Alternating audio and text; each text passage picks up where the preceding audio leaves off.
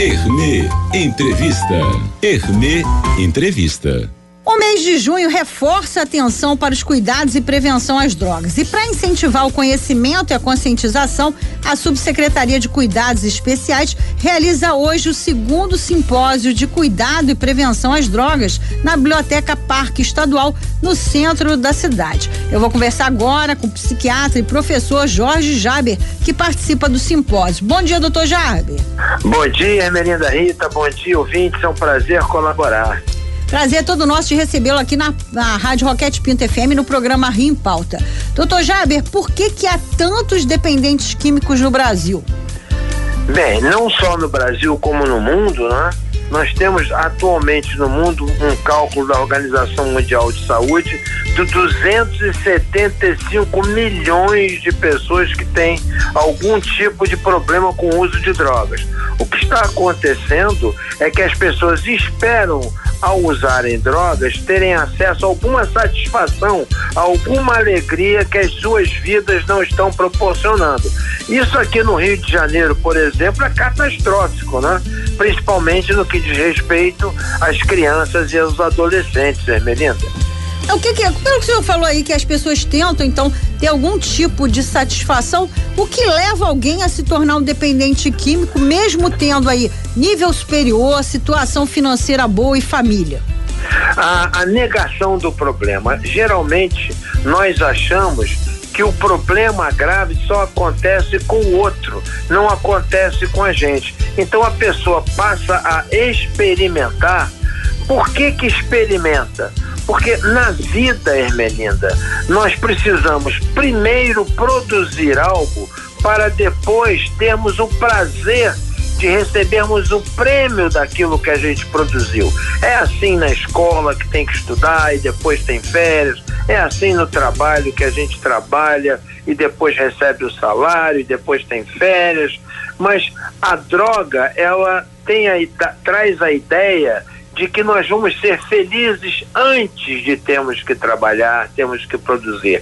A droga traz a falsa ideia de felicidade imediata e, na verdade, ela cobra um preço muito alto posteriormente. Nesse sentido, a Secretaria Estadual está promovendo uma ação muito importante, porque é uma ação governamental voltada para esclarecimento dos problemas ligados ao uso de drogas. Nem todo mundo que usa droga vai ter problema, mas a maioria vai, viu, Emelinda?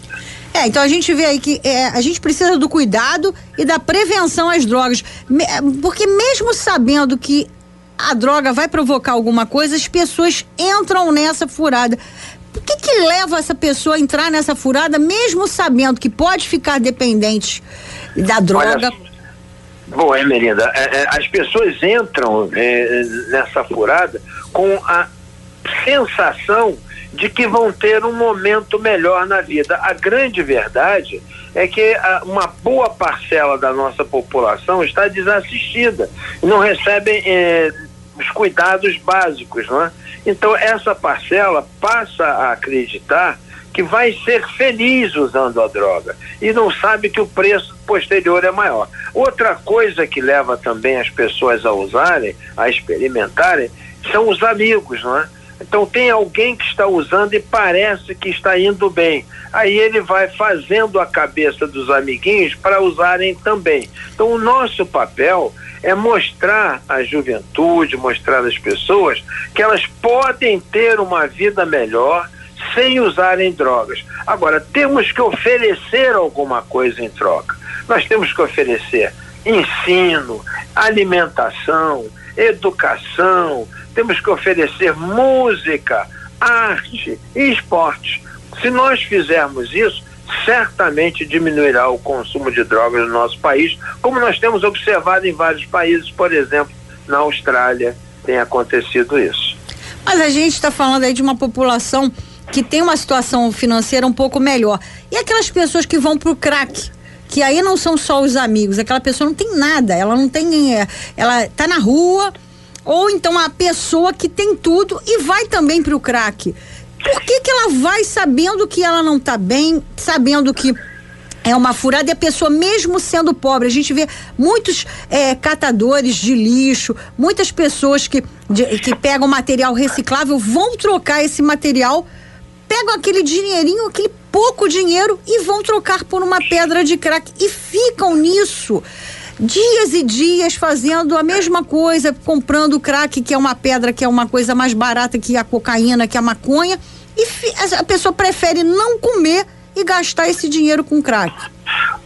Melinda, eu tive a oportunidade de atender muitos desses usuários de crack da Cracolândia, fazendo acolhimento, por ações até mesmo do Estado.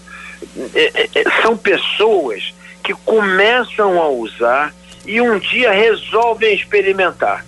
Então, nas classes sociais mais elevadas, geralmente isso acontece nas férias escolares, em que o aluno está de férias e resolve, já usa uma droga aqui, ou uma maconha, ou até já experimentou uma cocaína, e aí no período de férias, no período de festas, resolve experimentar só para tirar uma onda, como eles dizem, de uma droga nova, que eles ainda não experimentaram, mas vamos só experimentar, só para saber como é que é. O que eles não imaginam é que isso é uma areia movediça, ou seja, é um poço sem fundo. A partir do momento que experimenta o crack, é grande a possibilidade de não conseguir sair. E o que nós temos que fazer é ir dizendo isso o tempo todo.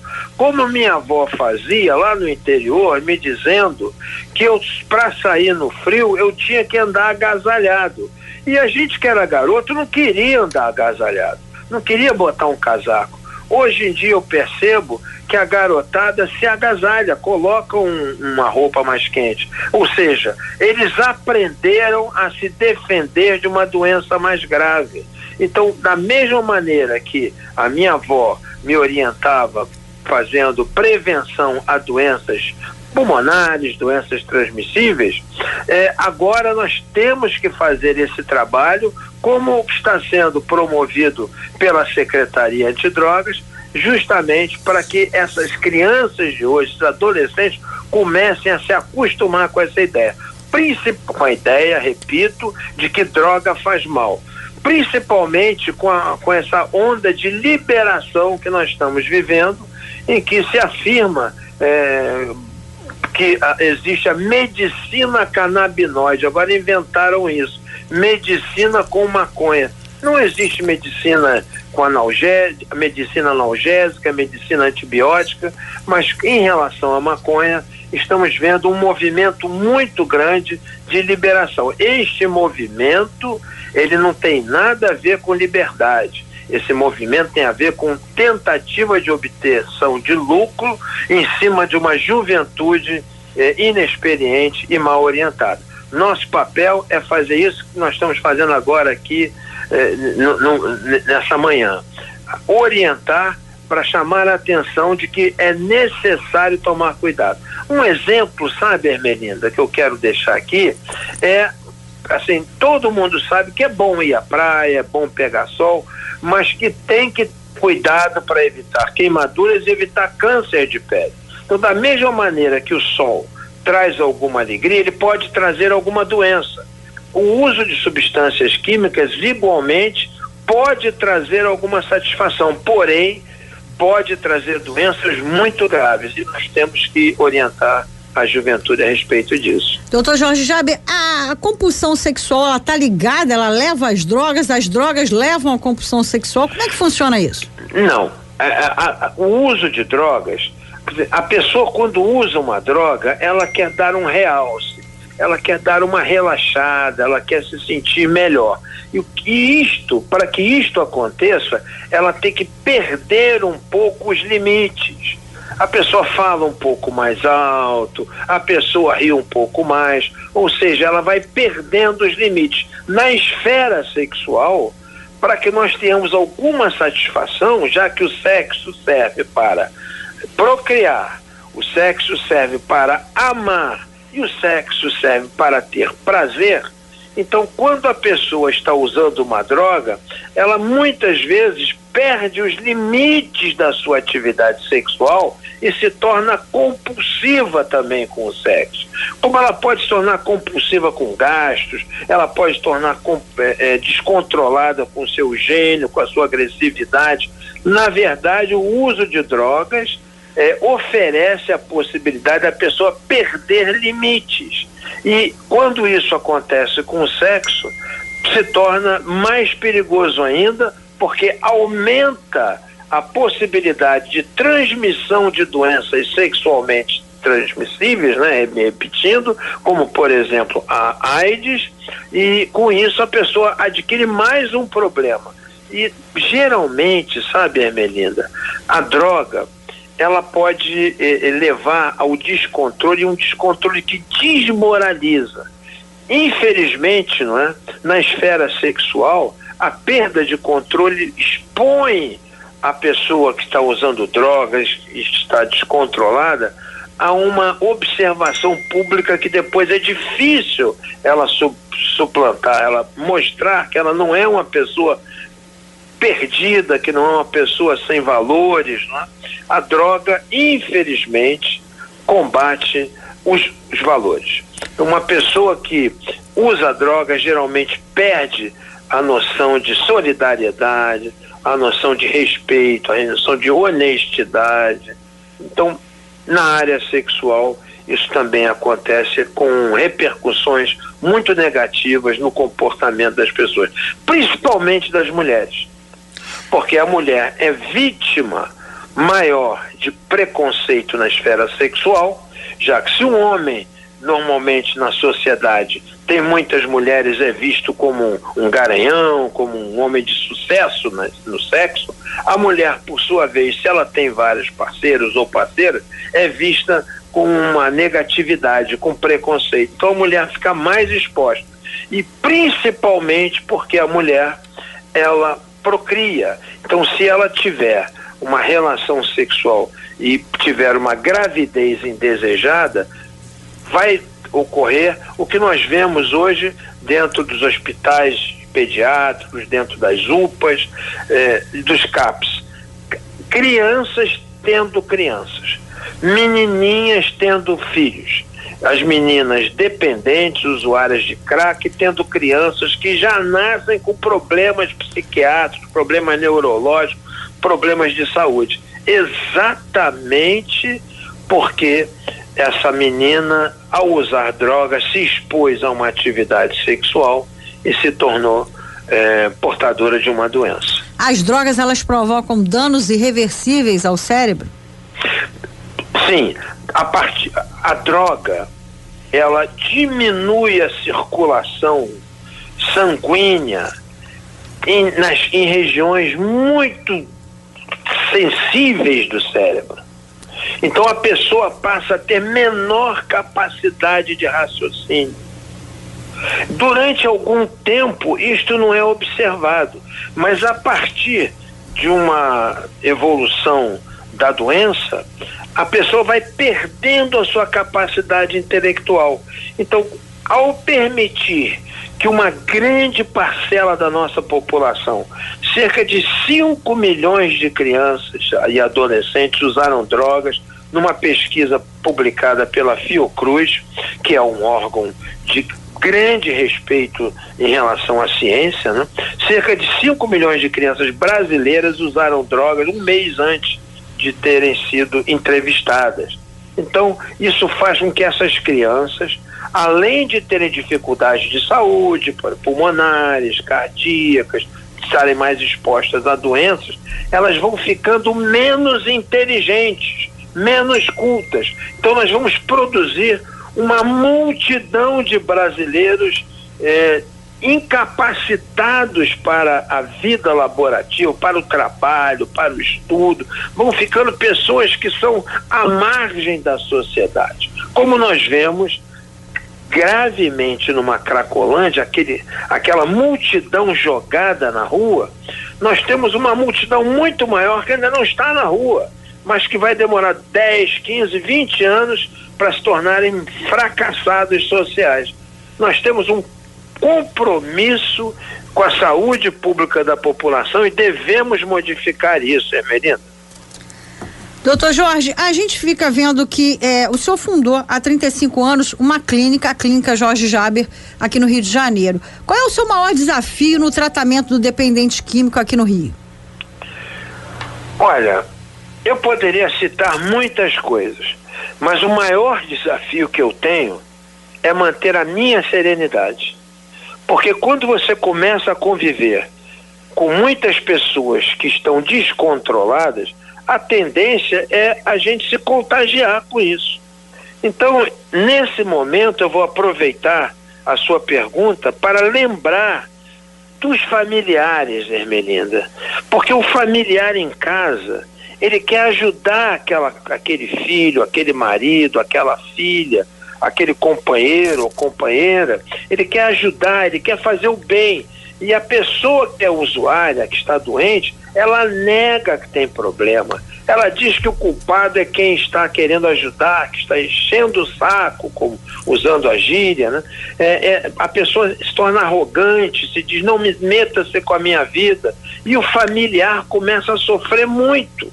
Inclusive, Ermelinda, o familiar, olha só que coisa que a gente ia deixar de falar. O familiar, ele adquire hipertensão, fica com pressão alta. O familiar desenvolve doenças gastrointestinais, úlcera, gastrite. O familiar passa a ter alergias, Ermelinda, porque o sofrimento psicológico do familiar é tão grande que ele adoece fisicamente. Então, eu imagino, usando a sua pergunta, dizendo o que é mais difícil para mim, mais difícil para mim é eu conseguir ter um humor adequado, ficar mais, não me contagiar e não ficar irritado com o doente. É isso, porque às vezes irrita. Você vê uma pessoa que você quer ajudar muito e ela nega completamente a possibilidade de receber esse auxílio. Onde, mais uma vez, eu sublinho, é fundamental dar apoio à família. É fundamental. Então, o familiar que puder, que tiver disponibilidade, que quiser saber mais, nós estamos ajudando sem nenhum custo lá na secretaria. E através das entidades, das clínicas populares que são financiadas atualmente, existe um sistema, não é o melhor sistema do mundo, mas já é um sistema, já há um sistema aqui no Rio de Janeiro ligado ao governo que é muito sério e que não tem desvio de dinheiro, que nem tem muito dinheiro, né? Mas tem uma multidão de pessoas interessadas. E aqueles familiares que tiverem alguma oportunidade, procurem Narcóticos Anônimos, que são entidades que têm como atender ao dependente e tem como, principalmente no chamado Naranon, que é para familiares de pessoas que tenham problemas com drogas. Então são os familiares que estão sofrendo, eles acabam desenvolvendo estratégias de enfrentamento do sofrimento que se instala na família. Então é muito importante que o familiar procure ajuda. Qualquer pessoa que me procure, independente de ter condições financeiras ou não. Aliás, Ermelinda, há muitos anos que eu não trabalho mais, porque eu já sou aposentado, né? Então eu não trabalho mais voltado para a obtenção de lucro. Eu trabalho voltado para fazer o bem. Então as pessoas que estão precisando podem me procurar pelo Facebook, pelo Instagram. Eu sempre estou à disposição para encaminhar em qualquer lugar do Rio de Janeiro. Doutor Jaber, a gente fica pensando, quem tem parente ou quem tem algum conhecido que faz uso de droga, essa pessoa ela pode voltar a ter uma vida normal? Ela pode deixar de ser dependente químico? O que ela precisa fazer diariamente? Excelente pergunta. Olha, excelente, muito boa pergunta. Puxa, que bom que você perguntou. Porque, primeiro, uma vez dependente químico, nesse momento é dependente químico para sempre. Nunca mais deverá usar droga. porque uma vez dependente químico, se voltar a usar droga, a doença retorna. Mas existe recuperação. É possível um dependente químico, se mantendo abstinente, se recuperar. Eu tenho visto coisas, olha, eu às vezes a pessoa que é um milagre. Não é possível, porque a pessoa muda o olhar, muda a maneira de falar quando abandona as drogas e passa com frequência, sabe, Ermelinda, a querer ajudar outros. Inclusive, nós criamos um curso gratuito pela internet, gratuito para todo o Brasil. Tem mais de 5.000 alunos, completamente gratuito, para ensinar familiares, professores, pessoas, enfermeiros, pessoas interessadas em ajudar, até mesmo que nós chamamos terapeutas leigos. O que é um terapeuta leigo? É uma pessoa que sabe como orientar para que alguém entre em tratamento. Então nós vamos criando curso. Atualmente nós temos mais de 5.000 alunos aí espalhados pelo Brasil, completamente gratuito. E como é que as pessoas podem se inscrever nesse curso? Criar mão de obra à disposição para a população, porque não é possível mais, não tem médico suficiente, não tem psicólogo suficiente, assistente social, não tem mais. Então, existem pessoas, respondendo a sua pergunta, que são dependentes, que se recuperam e que têm o desejo, o sincero desejo de ajudar outros. É muito comum isso, sabe, Ermelinda? E como é que as pessoas podem se inscrever, doutor Job?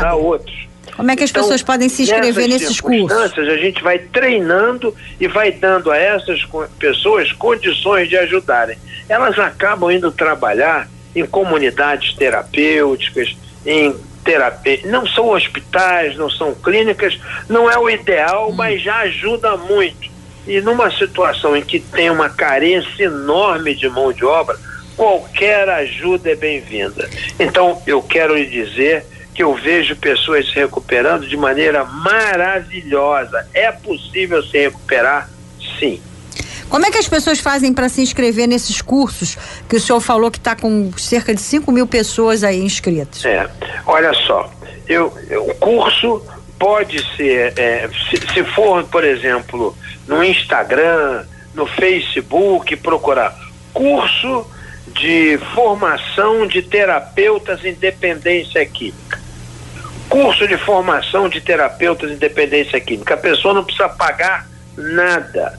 É completamente gratuito. E essa pessoa precisa ter alguma formação? Curso de formação de terapeuta. Não, mas a pessoa precisa ter alguma formação para poder fazer esse curso? Nenhuma formação. Nenhuma formação.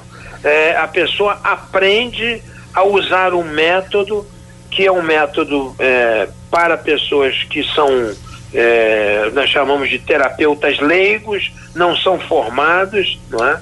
Mas que aplicam um método chamado método Minnesota, que eu tive a oportunidade de aprender nos Estados Unidos, e esse método ele é usado para que a pessoa consiga entrar dentro de alcoólicos anônimos, narcóticos anônimos. É um facilitador para a pessoa entrar dentro de um sistema de recuperação que também é gratuito. Muitas das comunidades terapêuticas hoje em dia já usam esse método, viu?